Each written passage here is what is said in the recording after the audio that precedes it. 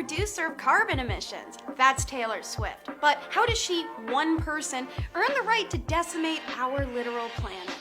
If you need to be caught up, Taylor Swift was 2022's most carbon-producing celebrity. That's right, not Elon Musk, not Kim K, not even John Travolta, who literally lives in a house on an airplane commune and flies for a living. It was Taylor Swift, and it ended up happening again in 2023, raking in a total staggering 170 flights starting in January of that year. Her jet logged an extensive 22,923 minutes in the air. That's roughly 16 days. Taylor Swift was not on tour during that period. Worse yet, her jet's average flight duration is a mere 80 minutes, covering an average distance of 130 miles per flight. Her shortest recorded flight for 2022 was a brief 36 minutes, covering the distance from Missouri to Nashville. This is a trip she could accomplish in a tour bus or a car in 6 hours and 17 minutes. She could have even done it in an electric one. 2022 alone saw Taylor Swift's cumulative flight emissions for the year reach